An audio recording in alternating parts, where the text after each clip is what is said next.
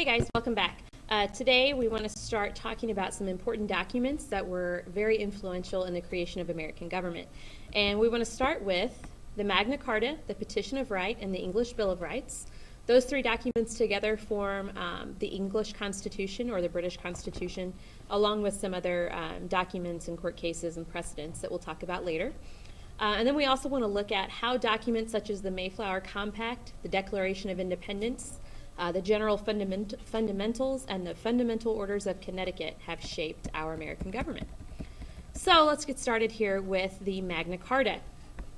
Before we move on to this document itself, I do want to focus on limited government and representative government. So I would most likely jot this down in your notes. These are two terms that I believe are on your unit module. So limited government is probably the easiest definition you will have all year in any class.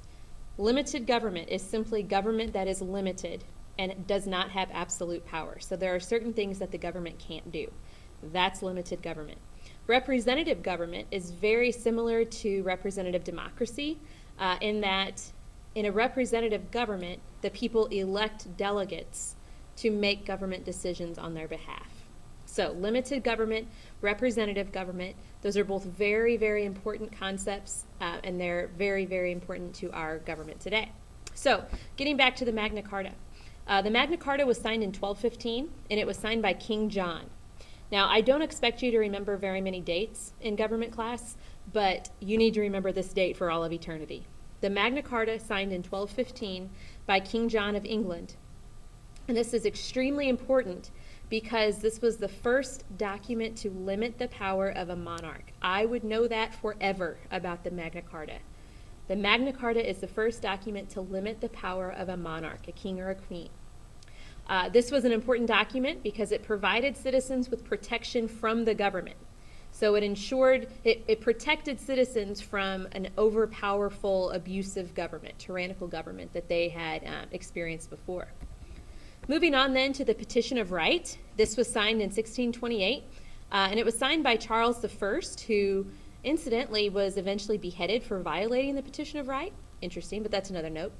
The big thing here was the Petition of Right prevented the king from acting without Parliament's consent. So the king wasn't able to tax people without the consent of Parliament. And one reason that this was enacted was because for about an 11-year period, King Charles dismissed Parliament.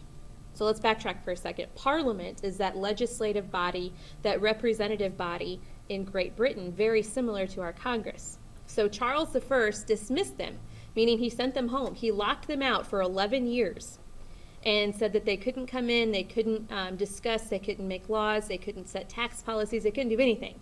So 11 years went by. And Charles I was finally able to call Parliament back into session because he needed them to fight Scotland. But eventually, because he ruled as an absolute monarch for so long, he was beheaded and thus started the English Civil War.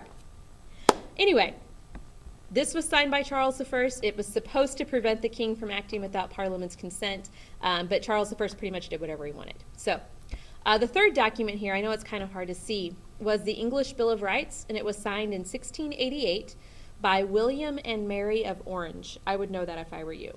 William and Mary of Orange. Now, William and Mary were asked by Parliament to become the King and Queen of England during something that was called the Glorious Revolution.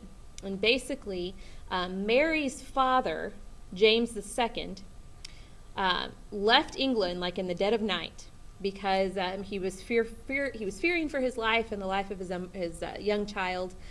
So England found themselves without a king. So what do? Instead of letting Parliament just take over and rule everything, they decided to go to James's closest living relative, which was his daughter. So she was married at that time to William, Duke of Orange, and they agreed to become the King and Queen of England. It was called the Glorious Revolution. Sometimes it's called the Bloodless Revolution because it was a pretty peaceful transfer of power. But anyway, the Glorious Revolution, basically William and Mary were forced to sign the English Bill of Rights. They were told that if they wanted to be King and Queen of England, then they had to sign the English Bill of Rights. And they did that. And the English Bill of Rights called for a couple of things that I think you'll find similar, vaguely familiar to our Constitution and our Bill of Rights. So first of all, free speech was permitted in Parliament. Free speech was protected in Parliament. So if you were a member of the House of Commons or the House of Lords and you spoke out against a specific policy enacted by the king, you wouldn't have to be worried about being prosecuted or thrown in jail or killed just because you said something against the king or against a specific policy. It also protected citizens' rights to bear arms. It protected them against cruel and unusual punishment and excessive fines and bail.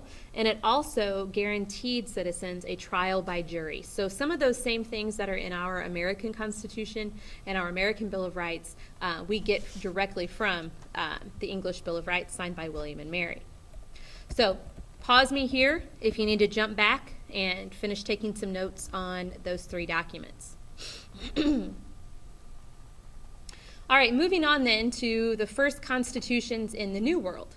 Now, none of these three are American constitutions in that America didn't exist as a country yet. So none of these are the United States Constitution, but they were constitutions of the colonies that eventually became the United States. So let's start off here with the Mayflower Compact. The Mayflower Compact was drafted by the Pilgrims who were on the Mayflower. It was signed by 41 men, and those men were representing their families. So this was a primitive type of representative government. This allowed the leader or the Pilgrims to make their own laws and choose their own leaders. And it also formed like a pact of protection among the Pilgrims.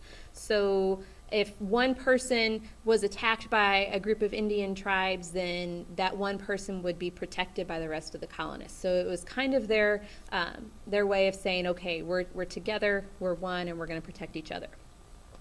The next was the General Fundamentals, and this was important because it provided the first set of laws in the colonies, okay? This was the first actual written set of laws in the colonies. And I'm going to jump over here to a new window. Hold on, here we go. There we go. All right, so what you should see now on your screen is the General Fundamentals of the Plymouth Colony. And I'm going to scroll down here, and you can do this as well, to the second paragraph. It said, the colony of New Plymouth made several major contributions to American legal institutions. In 1636, when the population was less than 3,000 people, a committee of the General Court composed a legal code, the first produced in North America. It contains what one scholar called a rudimentary Bill of Rights, which guarantees trial by jury and stipulates that all laws are to be made with the consent of freemen of the colony. So what this here, rudimentary Bill of Rights, that basically means like the very basic form of the Bill of Rights. The general fundamentals of the 1671 Code state that no person shall be endamaged in respect of life, limb, liberty, good name, or estate, but by virtue of some express law of the general court of this colony, the known law of God, or the good and equitable law of our nation. So take a second and jot down what you think that means.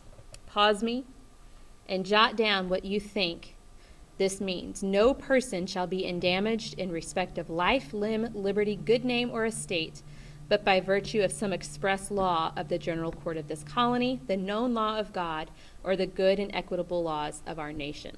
And I'm going to come back to that later on. All right, now jumping back to our PowerPoint here.